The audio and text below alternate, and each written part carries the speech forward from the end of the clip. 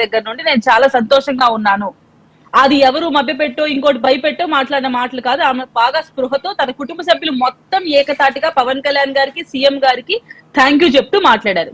కనీసం ఇక్కడ వీళ్ళు పూసుకుంటున్నారు గాని ఎక్కడైనా జగన్మోహన్ రెడ్డి గారు రావడం వల్లే మాకు ఇంత న్యాయం జరుగుతోంది, జగన్మోహన్ రెడ్డి గారు వచ్చారు కాబట్టే ప్రభుత్వంలో స్పందన కలిగింది, జగన్మోహన్ రెడ్డి గారి వల్లే నా కొడుకు కేసులో నాకు న్యాయం జరుగుతోంది అని ఒక్క మాటన్నా ఆ తల్లి గాని ఆ కుటుంబ సభ్యులు గాని మాట్లాడారా?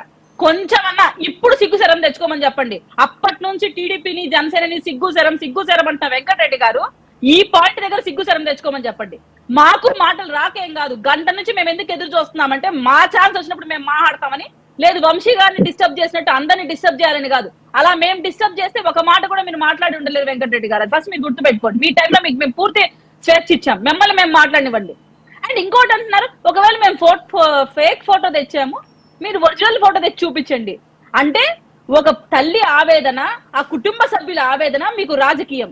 ఆ కుటుంబాన్ని పెట్టుకొని మీరు కుల రాజకీయాలు చేయడం, శవ రాజకీయాలు చేయడం వైసీపీకి ఒక కేర్ ఆఫ్ అడ్రస్ గా ఉంటది కాబట్టి ఒక ఫేక్ ఫోటో ఎక్స్ మినిస్టర్ తీసుకొని వచ్చి ప్రజల్లో చూపిస్తాడు.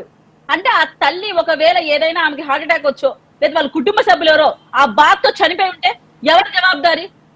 ఆ ఫేక్ ఫోటోల వల్ల ఏదైనా డ్యామేజ్ ఆ కుటుంబానికి జరిగితే ఎవరు రెస్పాన్సిబిలిటీ?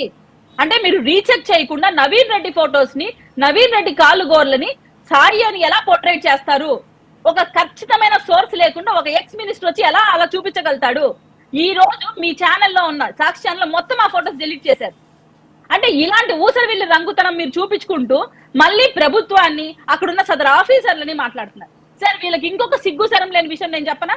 ఇదే సాయి గురించి December 6th వీళ్ళ పేపర్ ఆర్టికల్ ఏమొచ్చిందో ఒక రౌడీ షీటర్ విచ్చల విడిగా మద్యంకి గంజాయికి వ్యసనానికి బానిసలయ్యి ఒక అబ్బాయి తల నరికాడు, ఒక గొంతు కోసాడు, ఇదని ఒక రౌడీ షీటర్ అని ఇదే సాయి మీద కథనం రాశాడు.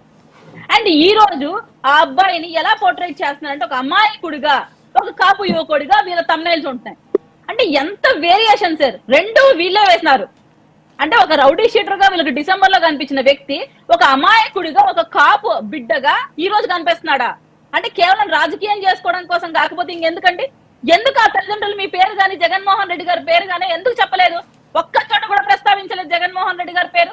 ఈ రోజు నిరాశతో ఆ ఫ్రస్ట్రేషన్ తో వచ్చి ఈరోజు వెంకటరెడ్డి గారు మాట్లాడుతున్నారు. వెంకటరెడ్డి గారి మాటలు అంతే, జగన్మోహన్ రెడ్డి గారి మాటలు అంతే, వాళ్ళ క్యాడర్ మాటలు అంతే. ముందు అంబటి గారు క్షమాపణ చెప్పాలి. ఒక ఫేక్ ప్రాపగాండా, ఒక ఫేక్ ఫోటోలు తీసుకొని వచ్చి ఒక తల్లి ఆవేదనకు గురి చేశారు. ఇంకోటి ఏంటంటే ప్రభుత్వంలో స్పందన లేదు. ఏం స్పందన కావాలి? అసలు మీ వ్యక్తే, మీ అనంతబాబే చేస్తే కూడా అనంతబాబుని కనీసం పనిష్ చేయకుండా, అనంతబాబు ఒప్పుకున్నాడు కూడా, ఒప్పుకున్నా మీరు పనిష్ చేయకుండా కనీసం ఆ ఆడబిడ్డ